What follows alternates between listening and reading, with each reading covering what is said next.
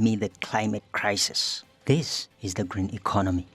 All right, welcome to Smart 24 TV, coming to you live from Plot 42, Nile Avenue. And yes, indeed, this is the green economy. Yet again, another episode of the frontier where we look into the green revolution, attaining economic success, but obviously having to put into mind how best we can utilize the ecosystem, the environment. So over time, we usually talk about industrialization, human activity, among other issues. But this is the program that brings you all that. So, like always, channel 394, GoTV, rather DSTV, and then channel 372 on DSTV. Welcome to Smart once again. So interestingly, in this episode, we shall be looking into a conflict that no other person has ever imagined. Now, biotechnology and then research, science, innovation have been critical to progress globally, not only in Africa. But the reception to science is quite interesting, especially with the people that don't really understand what innovation really means. It becomes really hard convincing them that science and technology is quite important. So the green economy this time around takes us to the crisis. In Uganda, we are looking at climate change. And then livestock, much as we don't usually care about it, it contributes a particular percentage to the greenhouse gas emissions, about 18%. So obviously, much as the methane, it doesn't last longer in the atmosphere. We could talk about a decade. It still amounts to the devastation of global warming. And obviously, the impact is quite devastating. So bringing together all these, previously we had the World Food Program, rather World Food Day, and then we still had the Climate Change Symposium. All these brought out the message that tends towards climate protection. But interestingly, there's a crisis. Food insecurity, the availability and then the affordability of the food is quite important. So you could talk about countries like Uganda that have always been the food basket. But as we progress further, this is becoming more of a challenge. And then we are no longer the food basket of East Africa and maybe Africa at large. Mozambique suffering with the effects of droughts. And then you talk about Somalia, it's quite synonymous. When you talk about famine, Somalia can't miss out. Ethiopia, Djibouti, the Horn of Africa, are right into the effects that the semi-arid and then the arid areas are suffering from. Kalahari Desert, right into, when you talk about North Africa, the likes of Egypt, are all paying the price, but agriculture. So to start with, let's take a look at what exactly the authority says in regard to climate protection, but still reflecting of the effects of food security. The famine, how much money we are putting into reviving the areas of Karamoja, and then the most ravaged areas still is quite interesting. So let's have a look at what the authority thinks the country at large should take care of in regard to climate protection and food productivity. As climate change takes strides, global issues such as food security have burgeoned into inevitable challenges with a growing population, and the outcry is inevitable. The impacts of climate change have been manifesting mainly in the form of prolonged droughts, unpredictable weather patterns. Previously, we used to know when rain would come. We used to know when rain would stop. Therefore, it's not easy to plan for agriculture activities, more so in a country where we are mainly depending on rain-fed agriculture. Access to food is a basic right that mandates leaders and technocrats with an obligation of protecting the right of people to feed themselves in dignity with sufficient assured access and ensuring that the people adequately meet their dietary needs. From the message from the minister, State Minister for Agriculture, and then the third Deputy Prime Minister, the Minister for Agriculture, that's Fred Chakulaga Bwino, they all gave us something to think about, obviously. So it's imperative information. Now, away from that, the message still goes on through the major people in authority. When you talk about climate change in Uganda, the Ministry of Water and the Environment is quite critical, especially when you look at the Climate Change Commissioner, or the Commission for Climate Change. And then the commissioner herself, that's Madame Mwebesa Athieno Margaret. Recently, at the Climate Change Symposium, she had an interestingly imperative communication. Like they say, from their research, the temperatures have been rising. We talk about global warming, to put it collectively, from as early as 1995. And then the projections are still pushing for the same. So I think it's a general call. And then one of the major issues was telling the public, informing the public, that livestock seems to be one of the most underrated sources of greenhouse gas emissions. But obviously, like I said earlier on, it contributes about 18% of greenhouse gases. When you talk about methane, nitrous oxide, sulfur dioxide, and then the anthropogenic gases that come off cows, and then we could talk about other ruminants. So the communication is quite interesting. So how best can we achieve maximum agricultural output without damaging the ecosystem? It's interesting. So let's take a look at what the Climate Change Symposium had to say for us, and then bank on that as we move further with the program. The lead up to climate change, largely of human activity, unregulated agricultural production inclusive, has had a repulsive effect on the agricultural industry. Methane is being released when we destroy the wetlands, when we are looking after our livestock in a very unprofessional manner. Methane is being released, carbon dioxide is being released, sulfur is being released, waste management is so bad. We have a lot of gases now, the greenhouse gases, released into the atmosphere. Those gases are stopping the hot rays from going back into the atmosphere, into the space. So it causes warming within our atmosphere, within the earth.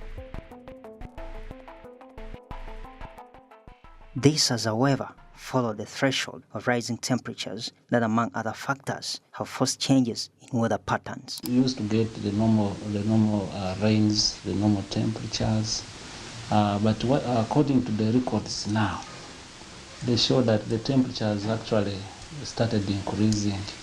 And when we look at what was unreleased recently, the state of climate, which was unreleased for 2021, the results there are showing that actually temperatures are continuing increasing. And when I looked at this state of climate, the temperatures started increasing slightly all the way from 1995. Climate change is a phenomenon, not just for Ugandan farmers, but for the whole world. And what it means is that we need more resilience in our farmers. We have a very large smallholder farmer population. They are very vulnerable with the changes in the climate, and we need to be looking at the way that we can support them with diversification, with irrigation, and with better cultivation and production techniques. Livestock production, for instance, accounts for just over 18% of global greenhouse gases, with methane a major, and the emissions cost is barely reflected in the pricing of animal products, milk, beef, hides and skins, among others. The case in Uganda has gained ground as global food insecurity becomes a critical issue of climate change. The rate of population growth is ahead of the rate of growth of agricultural development. So that presents a big challenge as we move forward into future, because if that gap keeps increasing, meaning the food security issue will be exacerbated with the linked twin problems of malnutrition, and then it gets into bigger issues. So that gap has to be closed by research, closed by policies, favorable policies, which address these issues, and also adaptation measures.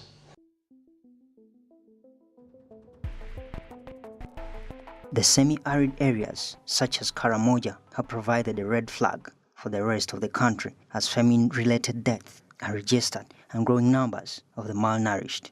Uganda generally is a hotspot for pests and diseases. For primarily one reason, we sit on the equator where the conditions are favorable not only for human beings and environment, but also for pests and diseases. They also like favorable conditions. Number two, Uganda is in a transition from equatorial forest, which is in Congo, to the savannas. So we're in a transitional environment in terms of the agroecological condition. So those conditions present favorable conditions also for pests and diseases. So when the issue of climate change or climate variability, it now exacerbates the situation where you get new variants coming, you get the pathogens changing, you get new variations of the pathogen coming, and those pathogens also evolve. To pacify that communities, okay? They have been herded together. Okay? We are now trying to convert them from pastoralism to a settled agrarian community. It will reach there, but I think it should be gradual. As of now, in Somalia, in Turkana, in that dry belt, the Toposa community, the most adaptive production system for that arid and semi-arid area is still pastoralism. People don't want to hear this, but economics has even proved that sanity will only prevail if we allow those people to practice what they grew up practicing. Now, as the impact grows, agricultural production is devising means to maintain itself within the relative modes of production, which is quite interesting. But there has been the science, the innovation, industries manufacturing, pesticides. We could talk about the fertilizers, NPK, among others. There are parasites that are so imperative when it comes to doing away with infestations for livestock. Key issues. So when it comes to the reliance on these elements, there is a pay for that. The price that comes off over-reliance and then the misappropriation of the different utilities. So the people that are into the industry, much as we are dealing with the negativities of climate change, the impact of the droughts, impact of the rain, heavy rains, there is a concern that most people have to take into their mind when it comes to food security, how much we need to produce to serve the growing demand of the population. Globally, we are talking about over 9 billion people that will be into this universe by 2050. 2050 seems far, but then it's quite near. So what does the over-reliance on these fertilizers, among other elements that are used in agricultural production mean? Let's have a clear look at this.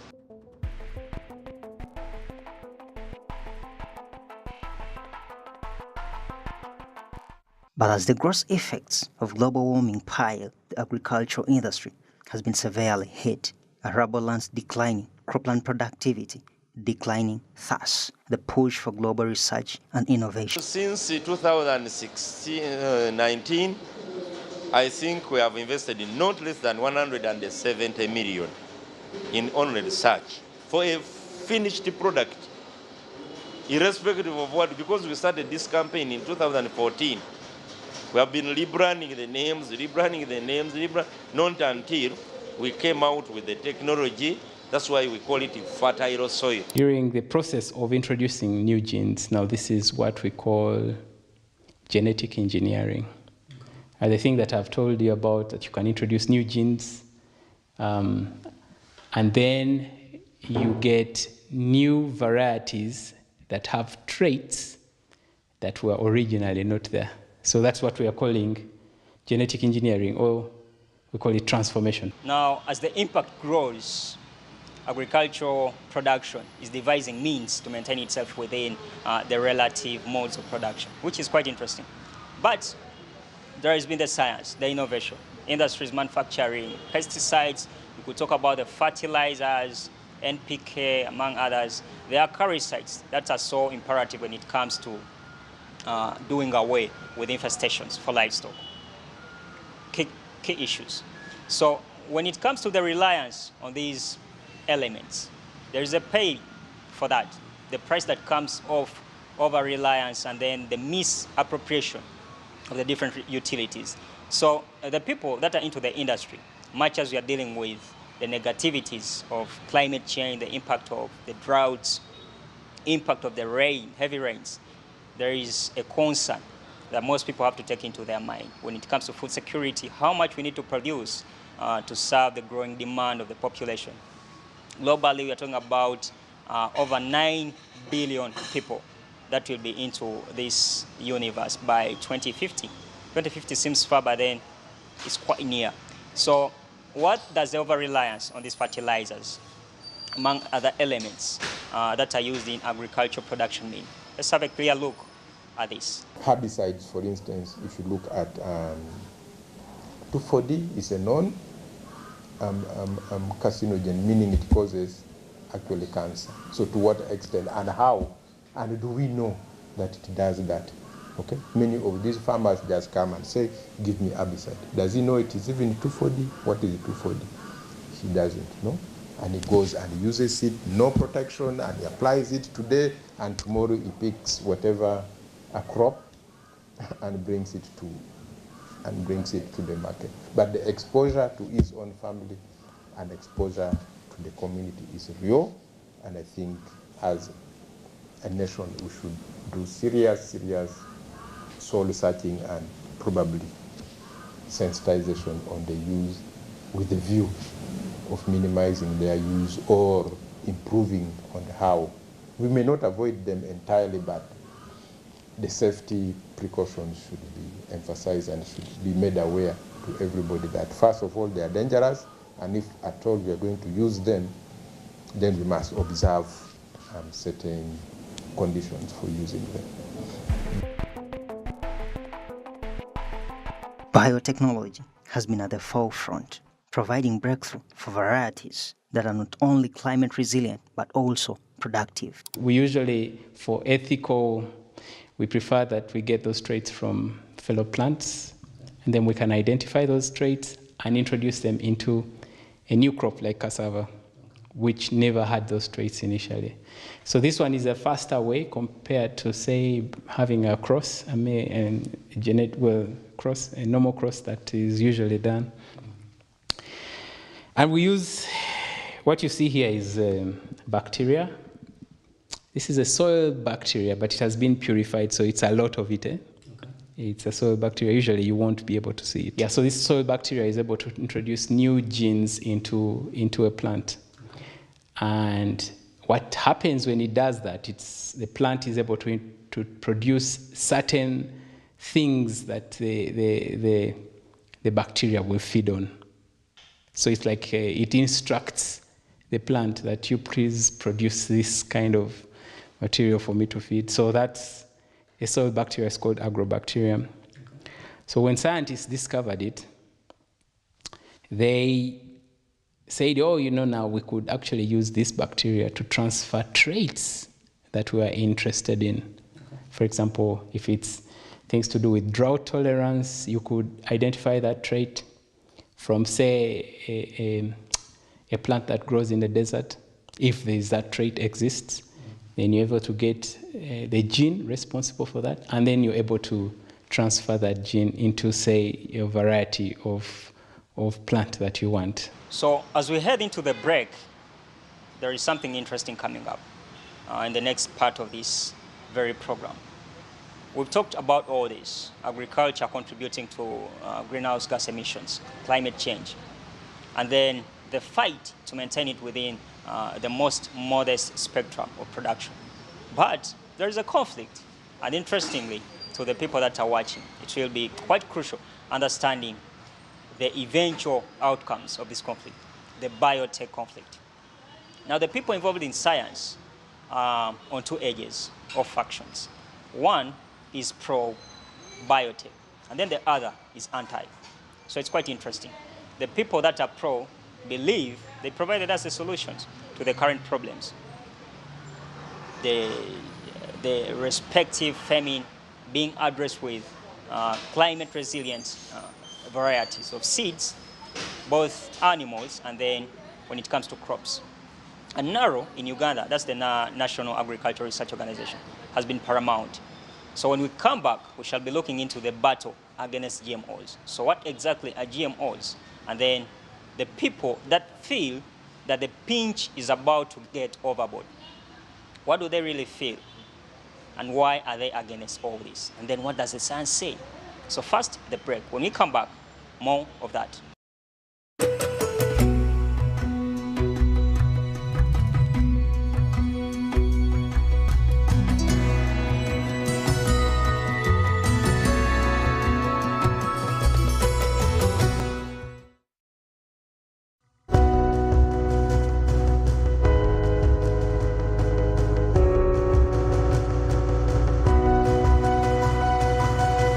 Smart 24, driving business.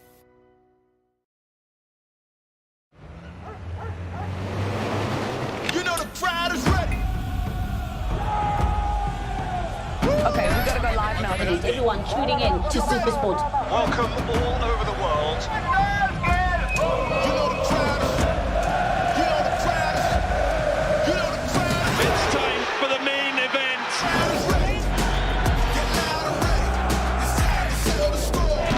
We've waited a very long time, an age for some. It is delicious, glorious, glorious. Just like. Are you ready for football's greatest season? Live on Supersport, only on DSTV. Body of Mr. Namdi Wokeji was found at a beach house this morning. When was the last time you saw Namdi? At the party. Did you notice anything strange about last night? Are you taking money from my mother for this wedding? Shouldn't be looking at that. Ichi killed my son, and I want the world to know it.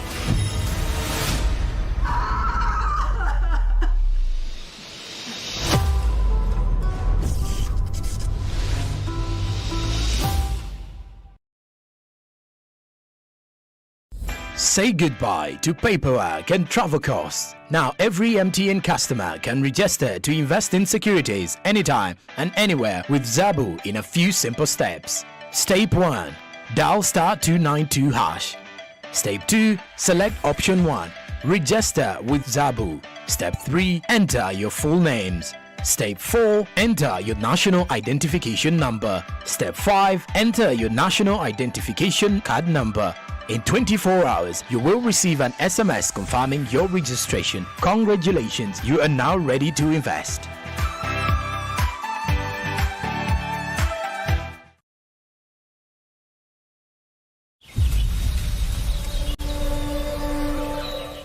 Saving or securing for the future does not only mean investing in stocks, real estates, or companies, but there are so many chances of becoming a billionaire through practicing agriculture.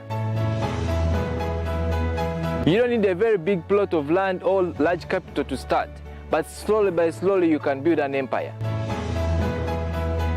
Uganda's economy is made up of agriculture, services, and industry sectors. But agriculture comes out as the backbone of Uganda, employing 70% of the population and contributing half of the country's exports and earnings.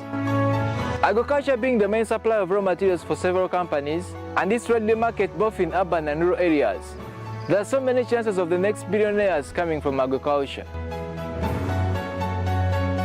From the farmers to the processors, from the processors to the traders, and from the traders to the final consumers. We shall be taking you through the whole agriculture chain. My name is Chris Chitaka Haman, and this is Farm Smart, showing every Friday 7 to 8 p.m. only on Smart 24 TV, driving business.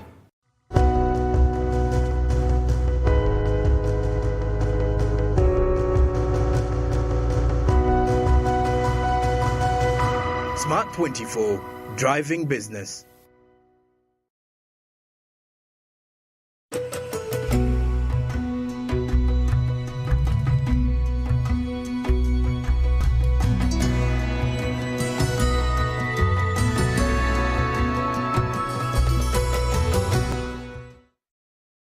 Yes, indeed. Welcome back from that break.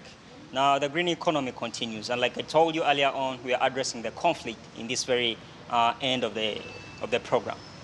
So, GMOs, it's been quite a debate. Kenya recently reverted the ban on GMOs, but that isn't the same feeling down here in Uganda, and maybe even other parts of the country, especially Africa. So, we had Honorable James Nsaba Buturo, and then Dr. Otala Emmanuel from West Budama. These people, and be specific legislators, had to believe and then put it straightforward that they are anti-GMO. So the journey towards genetic modification in agricultural production is a no-go area. So basically, let's have a look at this battle and where it leads us, especially with the scientists being relied on inevitably. It has potential to clearly confine this country into a situation that would be regrettable for a long, long time to come.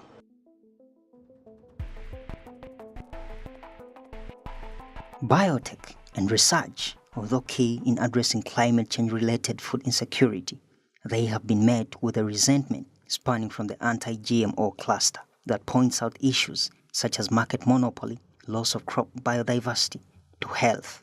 They insert a terminator gene whereby you can only plant that seed once. The next season, if you want to plant, you go for buying the seeds all afresh. And that is where the trouble comes in. When you hear Dr. Nsaba Buturo say that this will be worse than the real colonialism, it is, in fact, a form of neocolonialism, because you remain dependent on the person who owns the patency.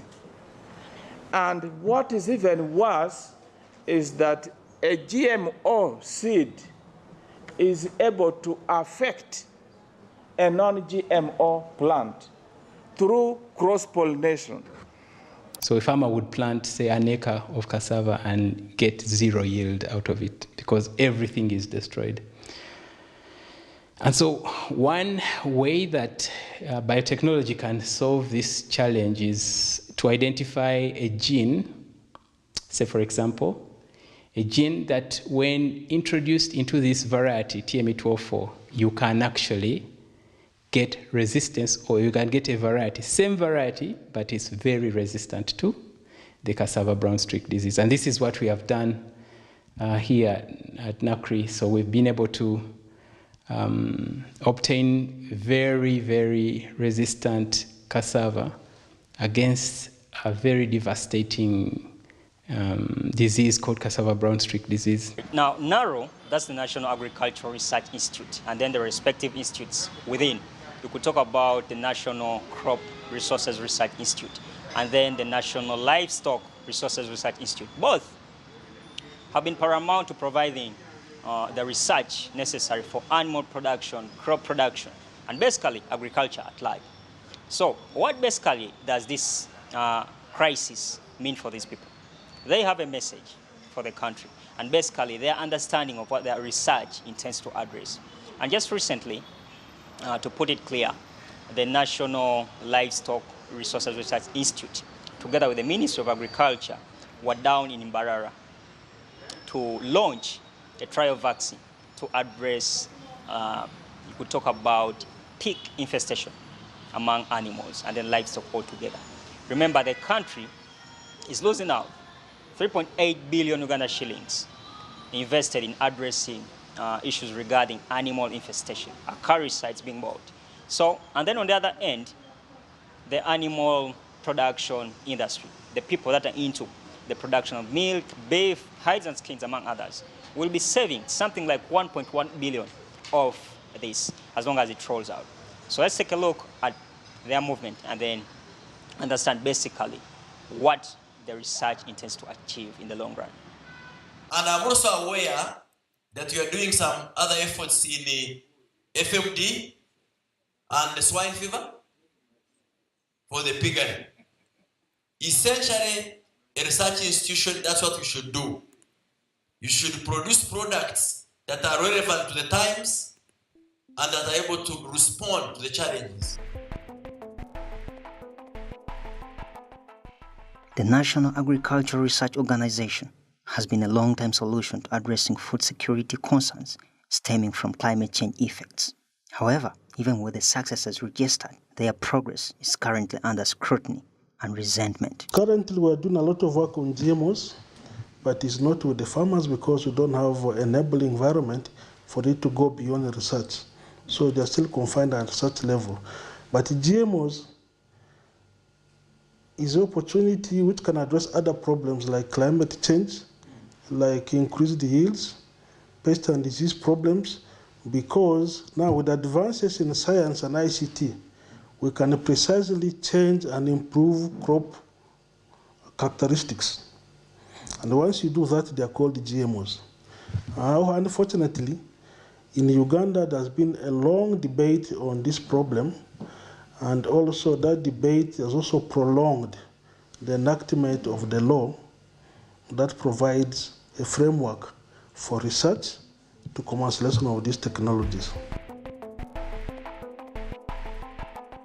What has always been NARO's priority? Yeah, no, like this technology, it will just come as an option also. It is not that we are going to completely say those local varieties are bad or what. It will just be an option. If you want to plant this one, because definitely in terms of resistance and other tools, this one will be better than other local varieties. But if you still want the other one, you can still plant it. So it will be just like an option, just like the way other varieties have been. We prioritized climate change research more than 10 years ago, when it was not so problematic as it is now. And when we started, we used to get the questions, why are you focused on developing drought-tolerant varieties when Uganda is a green country? And the answer at that time was, the frequent 1-2 weeks drought is common, and those droughts can also affect crop where it is there's a lot of potential. That's how we got into it. But we knew this issue was coming from a lot of predictive studies and publications that were online. According to research from NARO, and strictly to put it plainly, the National Crops Resources Research Institute, that's NACRI, are into absolute efforts to provide agricultural production. But how? Through research, biotechnology. And when you talk about NACI 13, something comes or tickles your mind. This is a variety when it comes to cassava production. And recently, they are addressing the virus that affects cassava, the brown streak virus. So they have a project that strictly addresses this, but it's still seated. It hasn't yet got up. Why? Because of the biotechnology bill or act that would give them the freedom to push it forward. So let's have this.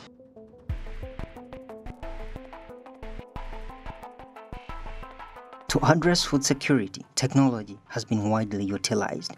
So where exactly is the conflict? Why?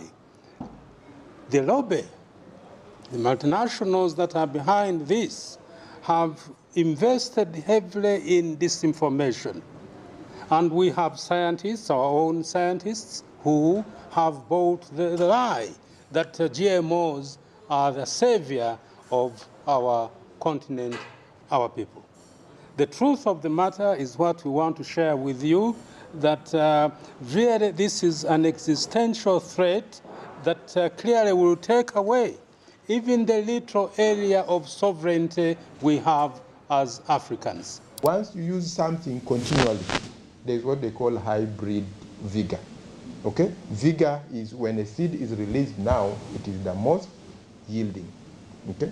But down the road, its performance declines until it just disappears on its own without nobody removing it. So actually nobody is stopping us from planting the bananas that we used to plant in the 70s, from keeping the same cows we used to keep in the 70s. But be aware that there is something called hybrid vigor.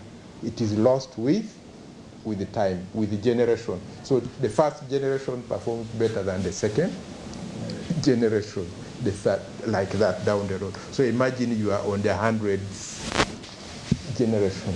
You will plant that groundnut, you will plant that maize, okay? Or you will breed that cow, but you know that it will not perform like the previous. And that is where technology now comes in.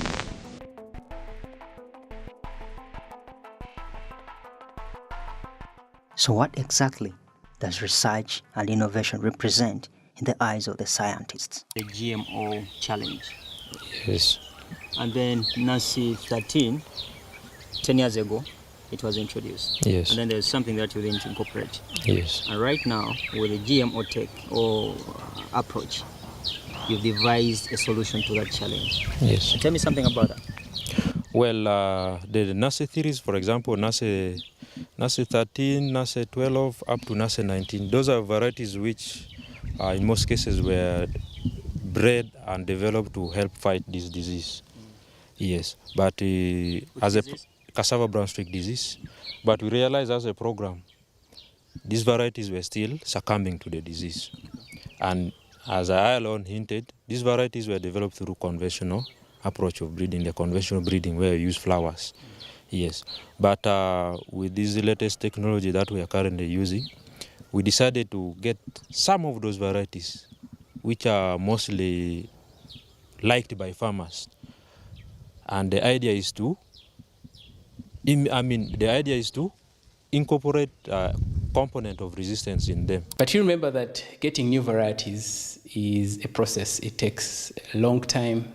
It's not an easy method because it involves generally breeding new varieties, making new crosses and getting this. This can take almost 8 years to develop. So sometimes researchers can also adopt new varieties from other sources, like say outside the country. So if we had a challenge here, say for example, of a very strong disease, then researchers could go outside and source for better varieties that say varieties that are being grown in Tanzania, then they are brought in and then they are tested in different areas in Uganda. And if they are deemed good, then through a government process, these could be made varieties within a Ugandan setting that farmers could grow to address. Now, amidst all this, the research, providing it out to the people that do really need it, that's the agricultural industry, to tame the rising food insecurity of a downfall in production. The people that enjoy these services and then the knowledge, the technology, are not the scientists themselves. They are the people that are into animal production, livestock, agriculture, to put it plainly. But then there are variations in how all or both the ends, the scientists and then the people that utilize their services, perceive the developments, from the GMO to the hybrids to biotech altogether. So what does it mean on both ends? We are losing some credible, or what we call the integrity of the seed. Because we have been here with a lot of indigenous crops, they are resistant to some diseases. They have a lot of nutrient content in them. They have, though they are vulnerable to some diseases, but at least they have a lot of nutrient content. But if at all we don't mitigate the issue of seeds, the fertilizer, and the environment at large, we are going to lose our indigenous seeds. We're ahead of the problem in terms of research, developing drought-resilient, drought-tolerant, stress-tolerant, early maturing varieties. And now I can proudly say we have a suite of these varieties. And most of the maize varieties commercial are now drought-tolerant varieties. And it's one of the things driving productivity in the country. People are planting stress-tolerant varieties that can withstand some of these prolonged droughts. That's the reason. We are putting effort on water-efficient use varieties in addition to drought, developing our capacity in irrigation so that we can conduct research throughout the year. And one of the impacts of climate change is now the distortion in the season. The seasons are not as predictable as they used to be. The other issue we are now focused a lot is also biofortification of crops, staple crops. Because when people eat, they also have to eat nutritious food. So have a lot of effort on biofortification of vitamin A for different crop varieties, zinc, iron, and also antioxidants. Those are currently our focus. All right, as the conflict rages on, addressing climate change, finding mitigation measures, and then the greenhouse gases growing on over and over in the atmosphere, it's quite imperative, and agriculture has paid the price. So this episode basically has been addressing that conflict, how the damage on climate has had a repulsive effect on the economic progress, agriculture to be specific. But then it isn't only agriculture.